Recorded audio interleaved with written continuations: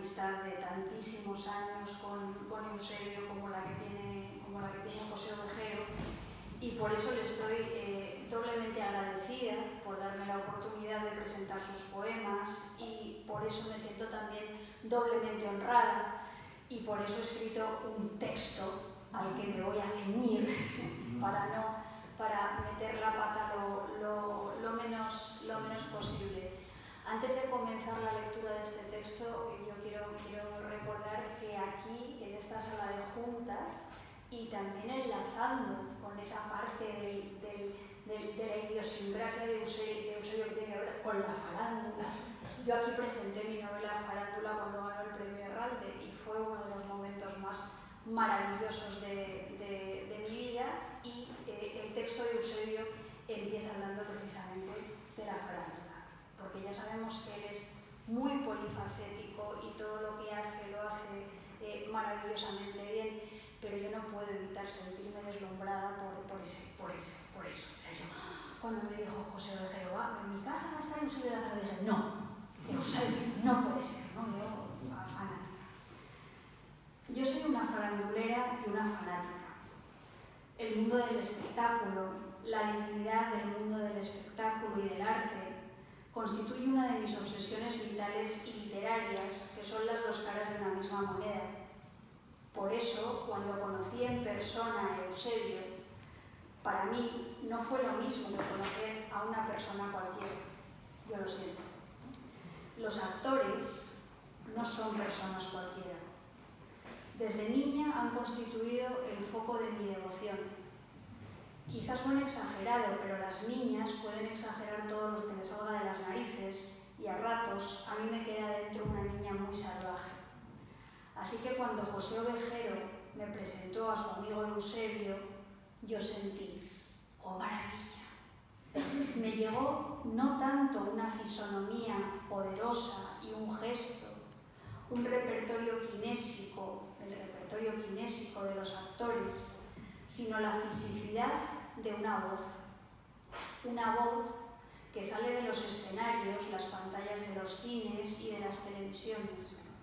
Una voz con una dicción exacta y un timbre poderoso que sabe amoldarse a diferentes registros elevados y no tanto, gallegos, yo le he visto a Eusebio hacer de gallego, cartageneros o de otro sitio, airados o felices.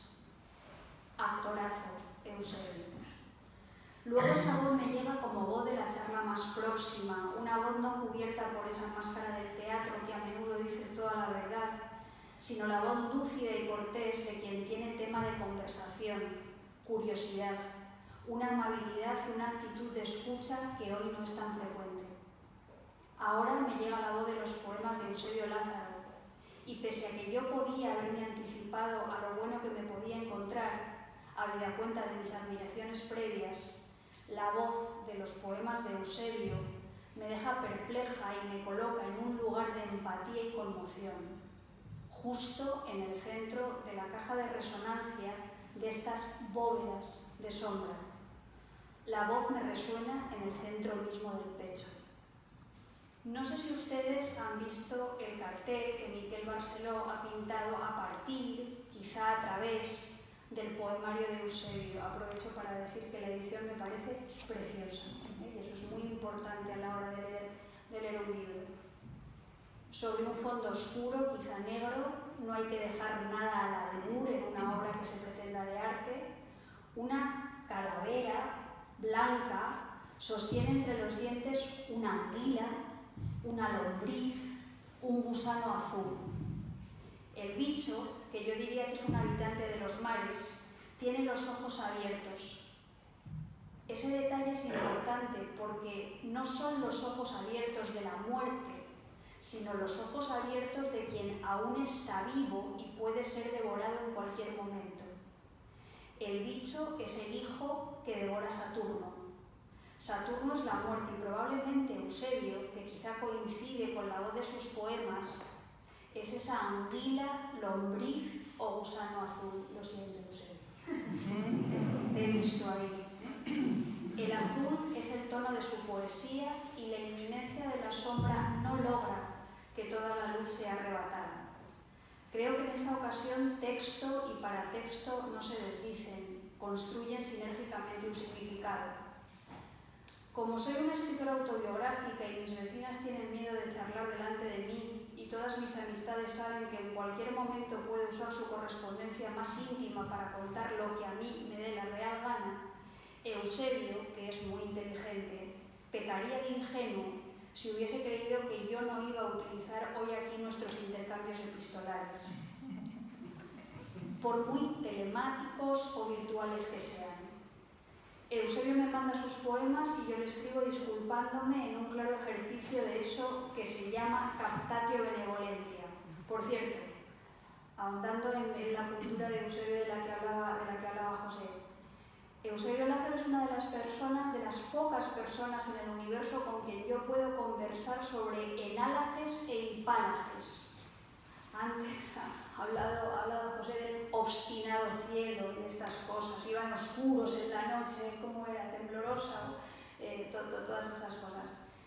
Pero volviendo al capítulo de la captatio benevolentia, le escribo en mi mensaje a Eusebio. Te hago llegar algunos pensamientos que me han venido a la cabeza mientras leía tus bóvedas de sombra. Son pensamientos dispersos y un poco deshilachados, pero todos son fruto de la admiración y del regocijo ante la palabra poética. Gracias por haber compartido conmigo esta parte tan importante de tu manera de mirar y sentir y entender la realidad, la confrontación del ombligo con todo lo que rodea al ombligo y a otras partes del cuerpo, visibles e invisibles, y vuelta. Ahí debemos situar el punto de partida de mi lectura de los excelentes poemas de Eusebio Lázaro. Qué misterio tan simple el no entenderlo, escribe Eusebio, y esa podría ser la consigna que resume su poética. Es una verdad y una verdad formulada con precisión, con tanta precisión y verdad como cuando escribe, ya no sabemos si él o las voces que lo habitan, de las que ha hablado José, solo el poema nos asegura haber estado. Para mí, esa es una declaración de principios que refleja su metabolización de la literatura clásica y a la vez subraya la simultánea naturaleza temporal y espacial de los textos. Poemas lugar. Yo tengo poemas en los que mido los centímetros cuadrados que ocupan los versos sobre la página. Y me identifico con Eusebio cuando compone poemas de aguerrotipo y poemas lápida, congelaciones Walt Disney en lucha contra la muerte, porque frente a la muerte, la escritura es un cuerpo no tan perecedero que deja un rastro y combate el acabamiento personal y también el olvido de los muertos amados. Julio Campal, la estupenda tía Mari, Lucrecia, ay qué mierda de mundo. El niño que jugaba con el poeta cuando ambos eran pequeños y cayó y... En la poesía de Eusebio Lázaro se intuye el reverso de un hombre que en su oficio público es luminoso, ha de ser visto. En la palabra se muestra como sombra desnudada, voy siendo de mí mismo, cuerpo de sombra, solamente. No hay mucho más que añadir a unos versos también enunciados. Hay hermosísimos poemas en bóvedas de sombra basados en el contraste entre cuerpo e incorporeidad. La pregunta se dirige hacia lo que persiste, hacia la trascendencia, hacia la inverosimilitud de la trascendencia, hacia ese interrogante crónico, profundamente laico. Estos poemas están escritos desde ese foco de irradiación del que nace casi toda la buena poesía. Me parece que la buena poesía es la poesía interesante que surge, como apuntaba al comienzo, de la perplejidad, el claroscuro, el conflicto, el deseo, la imposibilidad de la sombra blanca, que es una imagen fabulosa y que hay que robarle a quien le haya escrito ya inmediatamente.